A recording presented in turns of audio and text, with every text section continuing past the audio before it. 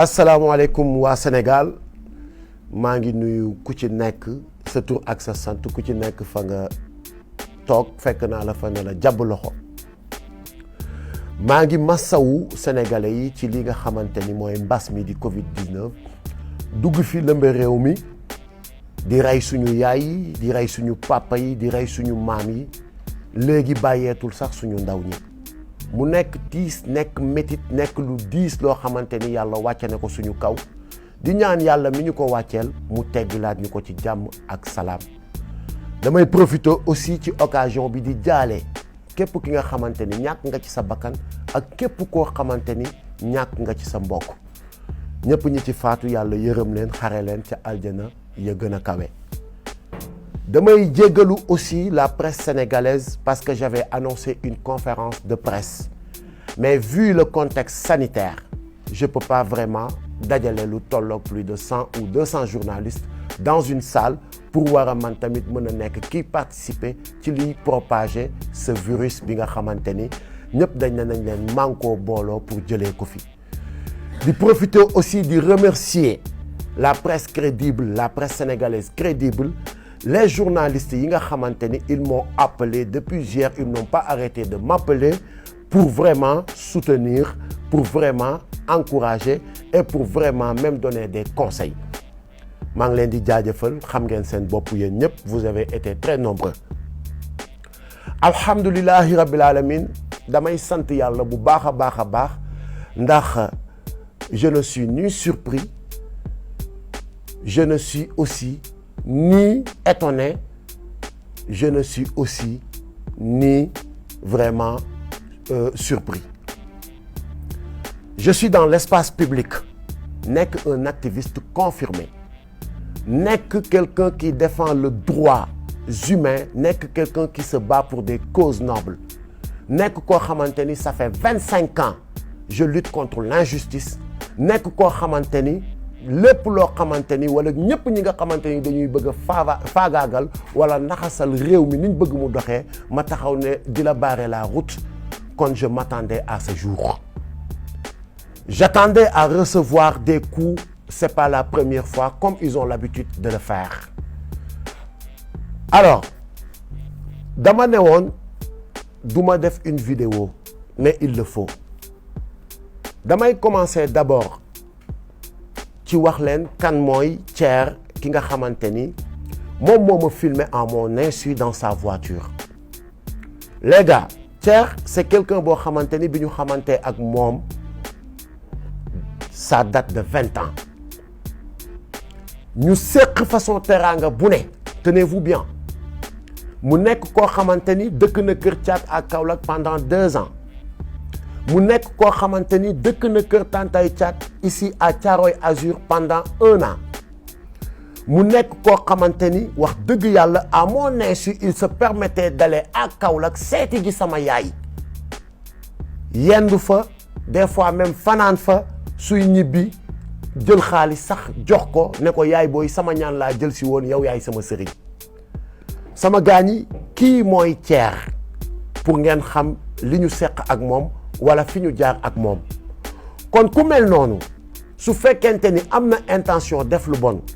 wax dëgg yàlla ay la yëwan man mënuma ko xam mënuma ci am ñaawu njort parce que 20 ans du 1 an 20 ans du 5 ans la nekk nag ca gannaaw Thier ba ñu war a mën a toog ci otom pour mu enregistrer ma loolu lu ñuy dugg la peut-être après ci poursuite dossier bi li tax ma ne damay def vidéo su fekkonte ni y avait pas transaction d'argent du ma ci yëy yàbbi mais da ngeen gis ci début vidéo bi mu am une transaction d'argent boobu li ko waral du lenn lu dul ñëpp xam nañ ma ci samay activité à part mon métier d'artiste damay bay damay jaay oto je suis dans l'élevage Thier moomu ñu seq mbirum jaay oto mu gis sama benn oto mu bëgg ko mais malheureusement tombé wuñu d'accord ci prix bi ba keroog mu gis sama benn oto Hyundai Veloster j'ai les papiers avec moi mu ne ma finalement jaay ma bii sama jabar laa koy jëndal ma ne ko amul benn problème bii mën naa la ki defal xewal ñu tombé d'accord ci 5 millions ah mu indil ma une avance de 2 millions bi ma indilee avance su 2 millions demaat tuuti 30 minutes woo ma ne ma dama fàtte suma kalpe sama carte ki la ne et je dois 500 000 à quelqu'un maa ngi wàññeekuwaat nga abal ma 500 000 bi ma ne ko d'accord mu ñëwaat ma jox ko 500 000 bi garder les 1 million 500 film boobu ngeen di gis ci début bi ma toogee ci oto bi ñu waxtaan plané entre copains mu yëkkati 3 millions jox ma ko pour le reliquat ne ma lii ñaata la ma ne ko 3 li nekk fële ñaata la ma ne ko 1,5 mu ne ma muy ñaata ma ne ko 4,5 mu des ñaata ma ne ko 500 000 donc vidéo bi leeral na boppam kon gis ngeen ko waaye juste que ni comme dafa indi woon jiixi jaaxa ci transaction xaalis bi il fallait vraiment dire à vous les Sénégalais que ni transaction d'argent bi lii mooy li ko wundu lii mooy li ko waral pas autre chose waaye ce site pourri bi nga xamante ni moom moo dugal vidéo bi am lum ca dagg automatiquement dugal affaire bi ci waxtaanum visa bi nga xamante ni man ak sama xarit boobu seq nañ ko mu may demander une aide pour évacuer son enfant bu war a faju ji en France ah ay waay man de je pense que ni jàmbur sax dégg ngeen ni kilifa taxawu na ko assisté na ko ba keroog yàlla di ko defal jàmbam ci ay besoins qui n'a pas un ami boo xamante ni ñëw na solliciter la nga aidé ko automatiquement sur la vidéo la même vidéo gis ngeen ma jël suma téléphone commencé woo sama ay njegeñaale pour laaj leen le numéro du consul pour trouver un rendez-vous d'urgence un rendez-vous officiel d'urgence ah gars yi sama gars yi je pense que ni ku nekk ci njëndum visa wala njaayum visa tu vas pas appeler le consul et tu vas pas trouver un rendez-vous avec le consul boo demee ci consul bi lan nga koy wax consul jaay ma visa seetaan leen vidéo bi seetaan ngeen ko ay borom xel ngeen amul fenn foo xamante ni man ak Thier wax nañ ci ay jaay ma visa jëndal ma visa et je pense que ni c'est trop sale benn site bu pourri taxaw xëy xaw ma lan la ci jublu pour faagaagal ay citoyens Thier nag bi nga xamante ni moom expliquer naa leen fi ñu jaar ak li ñu seq loolu lu ñuy lijjanti la avec la justice. ca site boobu ma gis ñu bind escroquerie trafic de visa gis même un jugement gis même que ni man dama am sa ay plainte sama doo man de yéen sénégalais yi fi ma toog di wax ak yéen amul benn police boo xamante ni woo na ma wala benn gendarmerie ne ma kilifa da nga fi am une plainte tu dois venir répondre ba fi may wax ak yéen dégguma ko yëguma ko amul ndax sequma ak benn sénégalais lu muy xëyee war ma mun a porter plainte site boobu jugé ma te man dew ma tribunal taxawuma devant le juge ba juge bi génne ay verdict di ma taxé de escroquerie ak de trafic de visa ah loolu sama gars yi c'est un site qui est habitué à ces faits képp koo xamante ni da nga jóg pour taxaw empêcher à ces gens yi nga xamante ni dañ fi nekk di ñu diriger ci manque de respect ne leen du ci dal site boobu gis nañ ni jug na pour def yu bon pour def yu tilim pour discréditer pour xëpp suñu der yu lu bon waaye bii paa nag ah duñ ci génnee noonu du yombee noonu dinañu ma wax ce site va me dire quand est-ce que j'ai été un escroc et ce site va me dire aussi quand est-ce que j'ai trafiqué de visa s'agissant de visa li ma ci xam mooy sama groupe war a déposer pour une tournée ñu woo ma ne ma vous avez un dépôt demain à 11h ma jël suma passeport yóbbu ko ak les documents d'invitation fi festival bu ñu war a dem wala concert bu ñu war a dem présenter ko ñu juger may ñu visa ñu dem suñu tournée ñibbi si waat ci jàmm ak salaam damay wax nag vous les journalistes damay wax aussi la gendarmerie et la police allez faire des investigations ndax man kilifa Landing Mbessane Seck mës naa taxaw ci benn ambassade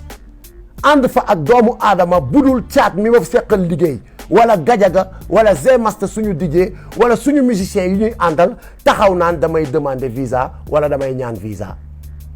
dem leen ngeen defi cette investigation parce que c'est très important.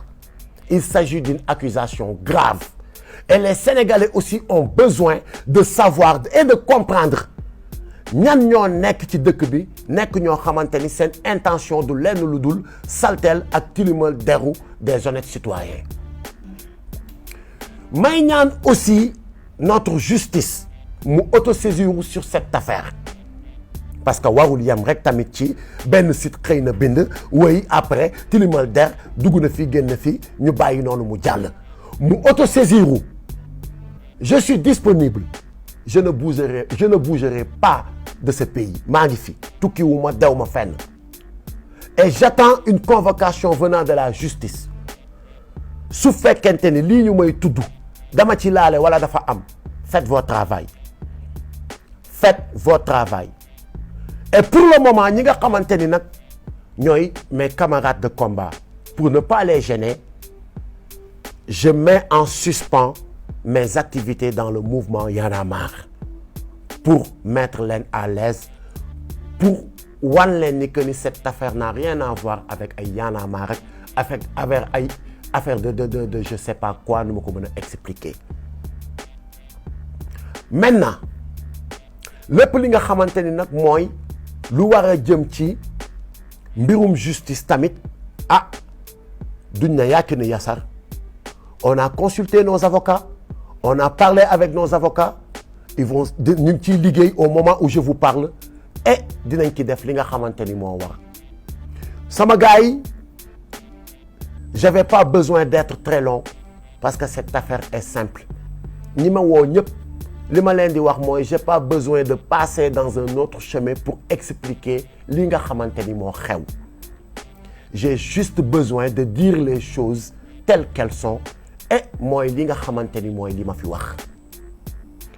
sama gars ñi l'heure est grave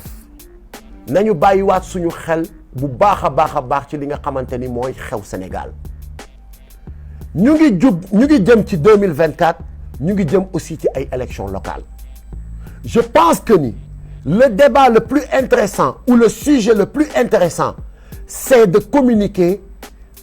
essayer d'inciter les jeunes pour que ñu dem inscrire sur les listes électorales pour préparer une bonne relève pour des élections aussi transparentes li nga xamante ni tey jii mooy le sujet ñu ngi jëm ci 2024 dañ fiy aaye troisième mandat su fekkente ni nag looloo tax je n'accuse nag personne mais bu fekkente ni looloo tax ngeen bëgg a divertir les Sénégalais man Kilifeu gisuma luy tee ba duma taxaw farouchement combattre li nga xamante ni mooy un troisième mandat venant de quiconque ndax lu ñu mayul sunu maam Abdoulaye Wade duñu ko may keneen ku mu mën a doon fii ci réew mi su fekkente ni da ngeen bëgg a divertir les Sénégalais pour ñu bañ a wax ci sàccum suuf gi spoliation foncière bu metti bi ngeen nekkee c'est peine perdue dinaa ci wax ba suba ci ginnaaw ngoon su fekkente ni aussi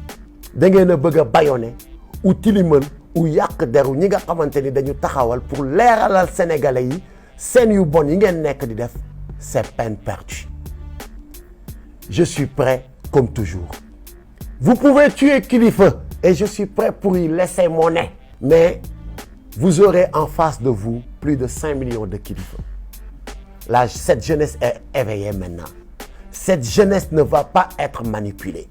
cette jeunesse ne va pas être bâillonnée cette jeunesse nous allons vous barrer la route donc bu fekkente ni Kilifeu mooy seen cible pour bu ngeen ko éliminer vous allez bâillonner la jeunesse vous vous trompez donc maa ngi ñaan yàlla def jàmm ci réew mi def ko ci àdduna bi jëlee fi mbas mi musal ñu muccal ñu di jéggaluwaat Sénégalais yi di remercier waat ñëpp ñi nga xamante ni de près ou de loin ils m'ont soutenu sur cette épreuve di encore remercier waat ñi nga xamante ni j'ai reçu votre message ci sama Messenger ci sama Facebook ci sama Instagram ci sama jumtukaay yi may waxee yëpp maa ngi leen di remercier et merci encore pour votre soutien Kilifeu est là et il ne va jamais trahir le combat. Je vous fais confiance, faites-moi confiance. Jaa ngeen jëf, je vous remercie. Yàlla na jàmm yàgg Sénégal. One love les amis.